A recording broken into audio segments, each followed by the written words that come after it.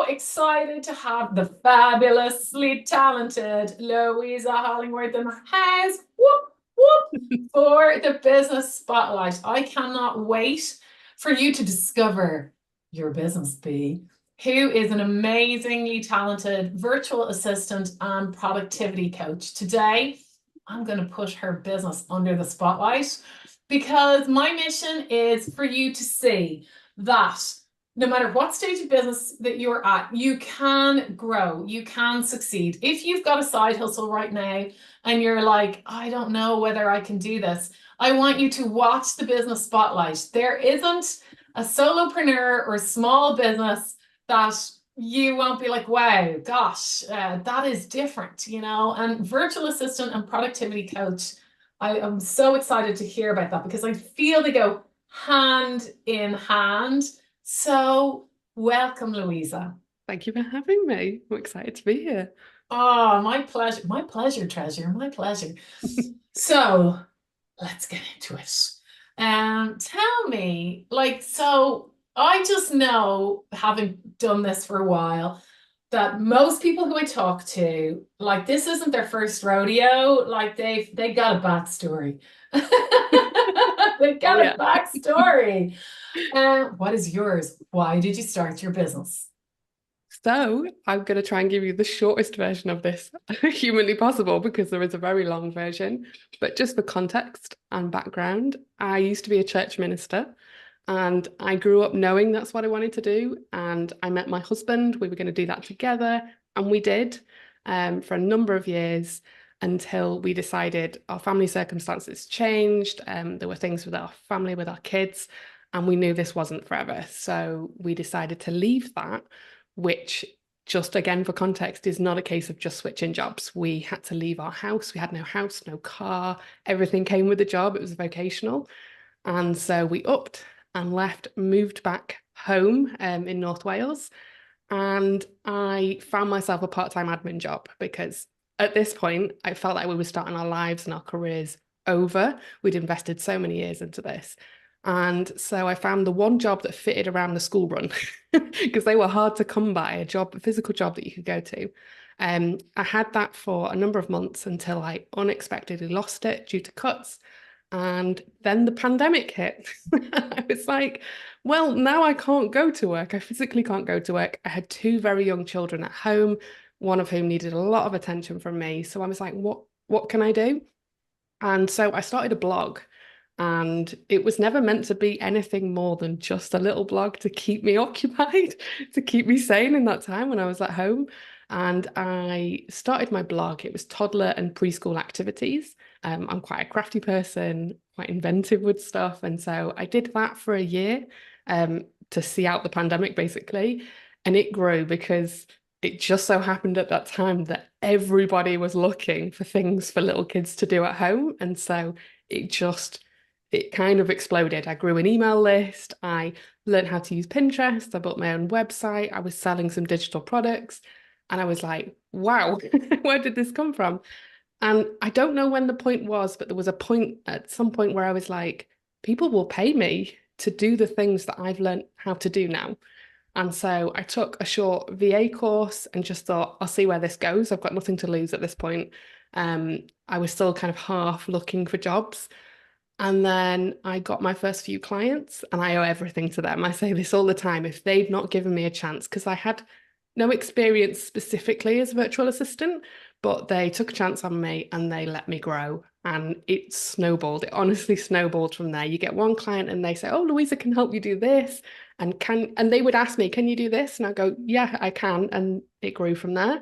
And I'm in my fourth year now as a virtual assistant, and it's just been incredible. And then, you say at the beginning, like, you have to start somewhere. And it was a really small start for me. And I never in a million years thought I would be a full-time virtual assistant. And the flexibility that affords me with my kids has been incredible. So yeah, that's the short version, believe it or not. No, I love it. I love it. So, where does the productivity coach come in? Because I was going to say, what do you do? But you've told me, okay, you're a virtual assistant, but I know that you also are a productivity coach. So how does that all tee up? Yeah, so basically, as my business has grown, I've become a bit more, you learn what you like to do and what you're passionate about and what you're really good at. And organization and productivity are the two that I absolutely am all in. When a client says, "Can you help me with this?" I'm like, absolutely, let's let's help get organized and stuff. And so this is a relatively new part of my business, but I'm at the point now where I want to venture into more things, more specific, more niche, now that I've tried everything. I've done a bit of everything. I was never scared to say I can't do that. Most things like I've been able to do, and if I really can't do it, I would say that.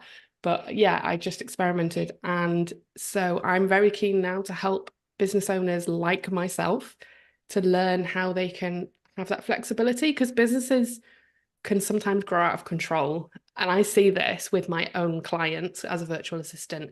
Their businesses just grow exponentially and they don't know how to handle that, how to rein it back in, and their business kind of takes over them.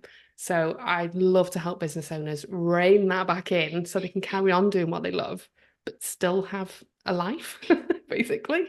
Yeah, so that's where that's come from. And yeah, like I say, it's a relatively new venture. I've done the work with as a virtual assistant, but I'm just kind of marketing myself slightly differently now. Oh, I like it. I like it. So talk to me about a bit about then who do you work with? Like who's your ideal client? Do you have an ideal client? Who's Yeah, coming through so the doors? yeah, so I'd say generally they're very creative people. It doesn't necessarily mean they have a creative business, but they're just very creative people who love to just come up with new ideas. I work with people who have no shortage of ideas, like they're just coming out, spilling out all the time. And I love that. I love that. And it's great to be part of businesses because it's always changing. There's always new things. I don't have a niche. I never really have. I've worked with product-based businesses. I've worked with coaches. I've worked with all sorts of people. And yeah, I love the variety, to be honest. Yeah, okay. And what do they love about working with you? I I hope think you're about asking them. I hope you're asking them. this. I honestly think that a lot of the time they say to me, it's like a sigh of relief. Like I can breathe again. I often take a lot off their plate. Not just, it might just be even having another person to say something out loud to. I can't, there's been so many clients who've said to me, just to have another person to be like, I've got this idea, what do you think? Or there's this I want to do. Can we park it for now? But I just want it in the background. And it's just being aware, having someone who's aware of your business and what's going on. And, either be able to come back to you and say, where are you going with this? Or shall we pick up this next? Yeah, it's just they often say it's just a sigh of relief and to have someone almost to brain dump on and then go, right, well, these are the tasks. What do you want? Where do you want to go with that? Because I find that the business owners I work with are so capable of doing everything I do. There's not much that I do, apart from the technical side, maybe, that they can't do. They just don't have the time or the space to actually do it. So it's really nice to be able to go in and help and just be like, I can take that, and then they don't have to worry about that part of their business. Yeah, gosh. And is there a common issue that crops up? Yeah, it's always time. Without fail, it's always time. They're like, I just don't have time to do these things. And so as well as taking some tasks off them, I'm often there to put in automations or processes just to cut some of that time in half. I joke that sometimes I put myself out of work because I'll automate someone's process and they're like, all right, that's great. You don't need to do that anymore for me. And I'm like, but it's always time and it's just helping them get to a place where they have more time because because I work with creatives, we don't want them to lose that creativity. And that's often what happens because they come so burnt out with all the things and the lack of time to come up with new things. Yeah, so that's it's definitely time. Yeah, and I would say that once you automate something, they'll find something on their list that they haven't been getting to that they will give then to you, you know? Yeah, yeah, yeah. So There's never a shortage. I say I joke that, but I've never actually put myself out of a job because the list just keeps going on and on and yeah, on, and they come up with new ideas then, which is what we want. So yeah. brilliant. And tell me, what part of your business do you love the most? It sounds like variety, but anyway, you tell me, what part is it that you love? Just being able to do that, to give clients back time, it's a really small thing, but to be able to take what feels like the client, like a million little tasks, and they're like, if I give you this and this and this, but then to me, I bulk all that and I do all that in one go. And that's really good because I know that's that part of their business sorted. And it's not that the client can't do it, or even they might know how to do it, but because they don't do it on a regular basis, it takes longer. So I'm able to halve that time for a lot of clients. I often get the remark, "You are so fast." And I'm like, it's just because I'm in it all the time and I know, and I have, I write things down as I go. So if I do something for the first time, I'll always write down what I did. And then the next time I go back, I'll go through that list and change it a bit if it was, a bit different that time. But then I quickly build up a process, which then when the client comes back in and wants to do it, or somebody needs to take over for a time, I can just be like, here's the process. So yeah.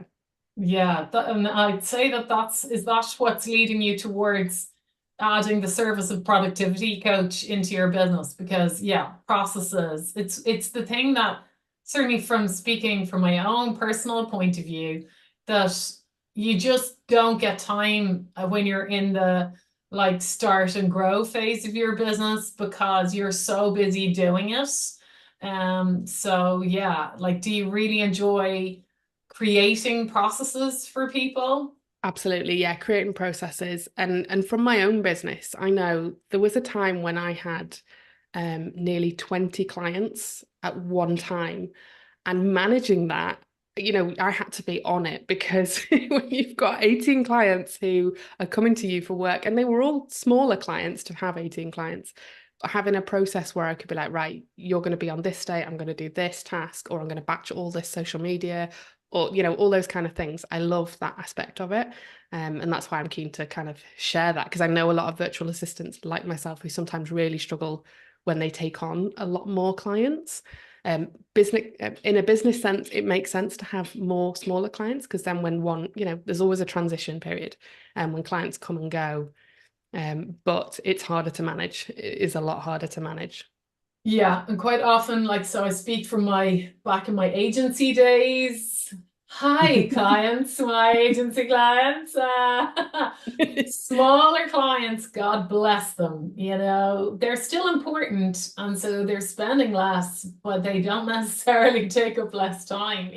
So, No. but you've got to watch your bottom line, at the Yeah. end of the day, it's a business, Yeah, so. definitely. Mhm. Tell me what inspires you, like, or who inspires you in business? Yeah, so I've thought about this a lot over the years, and I don't think there's any one person. I've learned in business that I take parts of what people say now and think, oh, that's a great idea, or this part of how they market themselves is great. Um, but there's no one person for me. I thought about this, and there is no one person. There's been lots of people at different seasons of my business. When I've really focused on growth or when I've focused on marketing, there's been different people that have come up when I've been looking for that. But yeah, it just depends on what season of business I'm in, really, as to who I might gravitate towards. That's good advice in itself, because, quite often they say that we are the product, or we should position ourselves, and surround ourselves with at least five people who are at the next level of where we want to get to, so that we can kind of acclimatize to it, like as if you were going to go and walk Machu Picchu. You wouldn't Yeah. just go and walk it, Yeah, like yeah. you have to get used to the atmosphere. So that's great advice. Like thinking about, okay, what season of your business are you in, and then making sure that who you like what you consume, the podcasts you listen to, the books that you read are appropriate for your season. I'm so glad you said that, because I've been recently thinking, you have to be careful about who you take advice from. I myself have really worked with some fantastic coaches over the years, but sometimes some of them weren't aware of their own level of awareness in their business and the stage that they're at. And Yeah. if you're not coming right up behind them and you're trying to take their advice, then it can be quite deflating, Yeah. because sometimes it doesn't work because, and it's not because of you and it's not because of them. Yeah. They're just at a different stage in their business. Like they might, from another business, have had lots of awareness and therefore have been able to convert because they have a ready-made audience there. Or and therefore they're saying, oh, or maybe they have access to revenue. And so they're like, do ads, but you don't. You're starting out, you don't have a lot of awareness, you still need to put effort into your organic. So that's great advice, Louisa. Thank you so much for sharing that And because I think the comparisonitis thing as well is made worse by that, because then you feel you're so far behind everyone else. And as someone who's basically started a career over again, it is really hard to watch, the big guns, as they say, like they're just doing it and smashing it, and you're like, why am I not there? But actually they're just too far ahead. It's not good for me to invest so much time listening, and that's why I say you take bits. I think there's value in listening to them, but also being realistic about where you are in comparison. So yeah. yeah, like I can't even remember who or where I read this, but but it really resonated with me, and it was about success. And it was that we don't know what's happening behind the scenes in your personal life and in your professional life.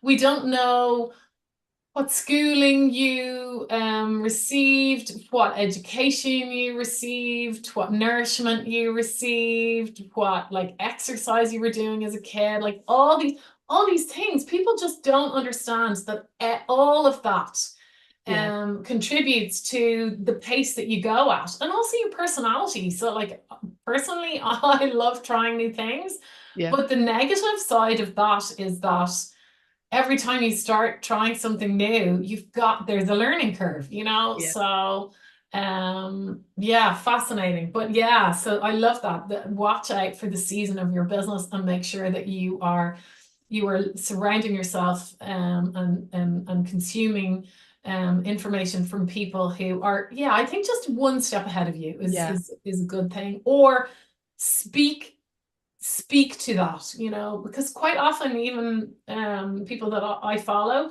they will say, look, like I can't remember anymore. Or they'll say, I started my business back in 2008, 2009, and like technology has changed so dramatically, so I can't give that startup advice anymore. So Yeah. yeah, Yeah, and that fascinating. honesty is kind of refreshing as well, because you're like, okay, you're being honest about this. And yeah, yeah, I love to watch people who've started businesses in very recent years, because like you say, even 4 years ago when I started, it's so different to now. Yeah. AI has come so far. And so that's a real factor, in starting a business today, but yeah, it's fascinating. And so actually you've touched on something brilliant there. AI and because I know you do a lot of social media in terms of what you help people with, and you've said that you help a lot of creative thinkers. So Yeah. have you had to upskill around AI? How much do you use it in your business? Yeah, absolutely. I mean, to not be using it, I think would be silly at this point. Like I agree. everyone is. And Yeah. I'm, totally transparent with my clients. If I'm writing blogs or social media posts, I usually use it as a starting point. But obviously, every client has a different tone of voice, different particulars that they do and don't want in their marketing. So yeah, it's using it, but not abusing it. I Yeah, think is yeah. I feel is like the you key. you have to. I think if you didn't, you would be left behind. So behind. You need to use it in a sensible manner, and it will give you information that you wouldn't consider yourself because we're all programmed to think a different way. So, Absolutely. which is good, but we can miss a trick if we don't refer to what's already there, Yeah, So yeah, absolutely. fascinating. I love it. I love it. Tell me, we've kind of touched on it a bit, but I want to explore it a bit more. Yeah. And what advice would you give a new business, or even like you mentioned, like that, um, even 4 years ago now is so much different. Even if you were thinking back to when you started, you know, with the benefit of hindsight, what would you tell yourself? To just do it and not overthink.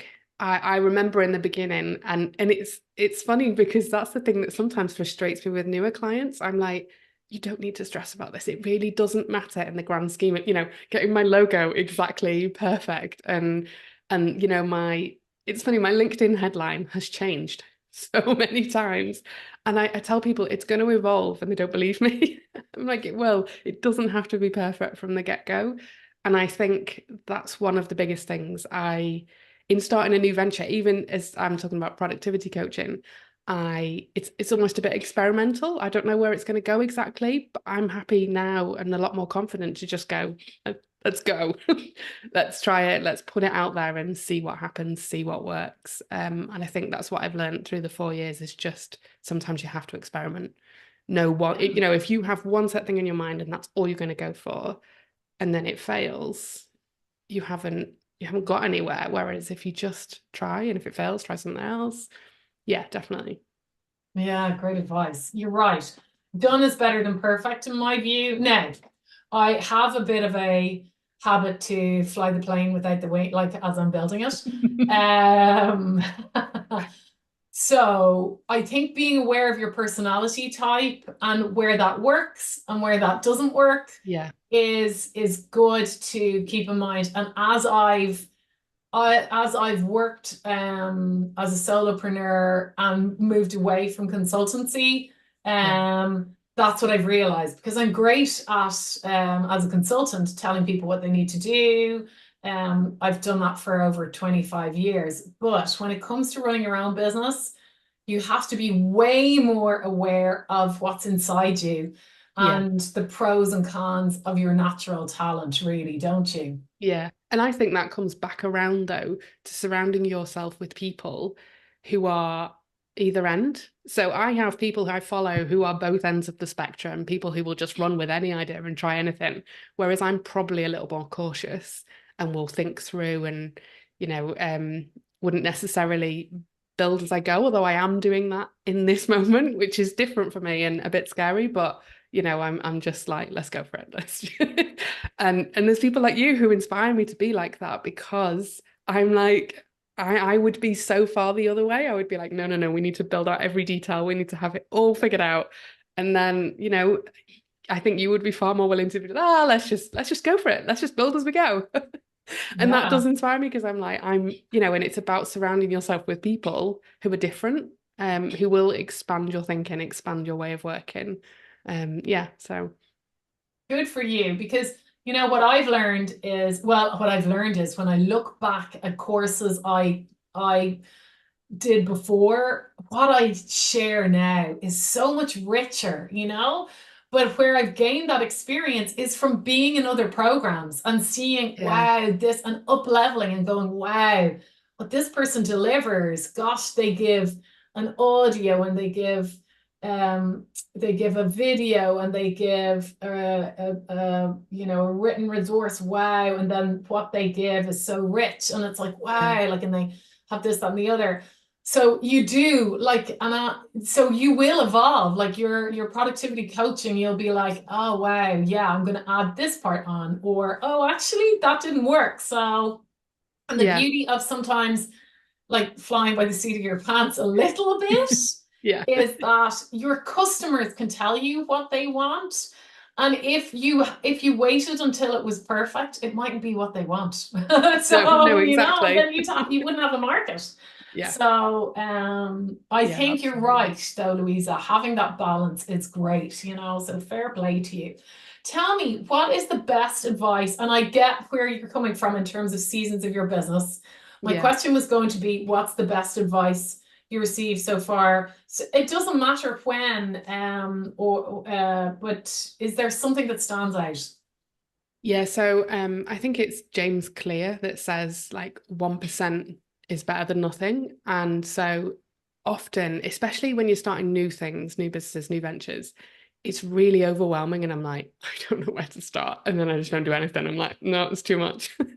So I am a very big believer in breaking tasks down into the most minute things. Even if it's today, I'm going to write the first paragraph of an email that's going to go out or just one pin I'm going to create, because then it's doable. And then you're like, okay, I can do that. I've, got 15 minutes. I can do that one thing. And before you know it, you've built up a lot of stuff and you're like, okay, I've achieved quite a lot now. Whereas before I would just be like, "Blah, it's too much. I can't do it. I don't know where to start." And starting's the hardest thing, I think. So yeah, that piece of advice definitely is game changing, really, because it's just one little thing at a time. Yeah, that is great advice. Back in the day when I worked in agency, there was a fabulous woman called Nuala Long. She's still out there in agency land. Shout out to Nuala.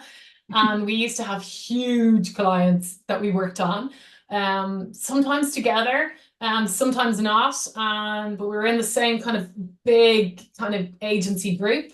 And huge projects would come in, and we'd be like, and the team would be like, and then we both look at each other and go, how do you eat an elephant? One bite at a time. And then we Exactly. just go for it. Love it. Because the deadline wasn't going to move and the project had to be delivered, and you just had to break it down and go, Yeah. okay, well, what are we missing? What do we need? Okay, let's go at this. Everybody take a part, make sure though that it's consistent and just go for it. So yeah, that's Yeah. great advice to share. I love it. 1% is better than nothing. It's quite like um if you're going for a walk, you're still lapping the people who are sitting on the couch. So Yeah. yeah, great advice. I love it. I love it. I love it. Tell me, how do you get clients? How do you promote your business? So mainly LinkedIn and networking. And I used to do lots of social media platforms and lots of networking things. And now it is literally LinkedIn and one networking group because I got overwhelmed really easily. And I was like, I just can't fit all this in. I've got a busy work week as it is and trying to fit all these extra things in. So yeah, they're my two. And to be honest, most of my work comes through referrals now, but I still do all those things because it comes back sometimes years down the line, and I go into networking. I don't really go for business, which sounds bizarre, but I like going. Like I work on my own at home all the time, and physically going out to a networking event down the road is just great for my mental health, to be honest, just to get out and meet people. And I never expected to get business. I don't know why. It's a networking event, but it's not a networking event that's not the full emphasis. We don't do any of the 30-minute blurbs about what you do. It's literally just go and meet people. And I like that. It's laid back, relaxed. So yeah, that's how I get most of my clients now. Good for you. That is great. And actually, what I want to ask you about is, I know my passion is LinkedIn, but still Pinterest. I just feel, that'll bring you long tail business for your productivity coaching, really, won't it? And for any of your courses. Yeah, and that's one that I'm adding in now. Pinterest, I've started, and obviously I've done Pinterest. When I first started my blog, that was half of my website traffic was Pinterest. So sometimes it's easy to have self-doubt and think, oh, I don't know if I can do that again. But I know that I have the skills, I know what I need to do, I just need to do it. And like I Yeah. said, for me, that has been the 1%. It's been like, right, just one pin, just get it out there. Because I feel like I have to have a whole schedule and I have to have them all booked out. And it's funny because for clients, I do. But it's a different accountability when it's someone else's business. Well, I have to get this, I'm somebody who thrives on that. I'm like, right, well, I need to get this out and this out. When it comes to my own business, it's a little bit harder to motivate. But yeah, I'm in that 1%. One pin, one pin is all it One takes. pen, one pen, it makes a difference over time. It And you takes don't flipping know ages, as which you and one I will both take. know, but Yeah. but then suddenly something goes boop and Yeah, you're off. So yeah, I can't recommend it enough for like things that are evergreen, and absolutely. searchable. It's certainly important to have that aspect to your marketing, in terms Yeah. of so tell me then, um, tell me about your business in the future. So if you are going to walk into the future, 6 months to a year, like what's the dream? So I would love to grow the productivity side of my business. But I actually intend to sort of the dream would be to have a 50-50 split because I know, like we were talking about earlier, if you're not in something and you've moved past it, it's really hard to, coach people in that. And so for me, if I want to help other virtual assistants streamline their business and manage clients, I still want to be doing that myself. So the dream is to have a bit of both. I love the coaching aspect. I'd love to be able to add that into my business, but I also want to keep, and I love working with clients, so I don't want to lose that either. So yeah, that's the dream. We'll see where we get to. We'll see Watch how it the all space. goes. Watch Yeah. the space. Speaking of watch the space, how can people work with you? How can Yeah, they so find you? What's your Pinterest account? so it's Louisa Productivity Coach is my Pinterest handle. The best way, honestly, because I'm sort of transitioning, I've got two websites, which is not great. I don't want to be paying for two websites. So the best way is to contact me on LinkedIn. I do virtual assistant work. I help people run their businesses if they want productivity coaching, and just generally organization and streaming stuff. But yeah, reach out on LinkedIn and then I can point you to the right thing. It's probably the Yeah, best. fantastic, fantastic. Listen, thank you so much for allowing me to put your business under the spotlight today, Louisa. It's been an absolute pleasure to find out more about your business bee. And so thank you so much. Thank you.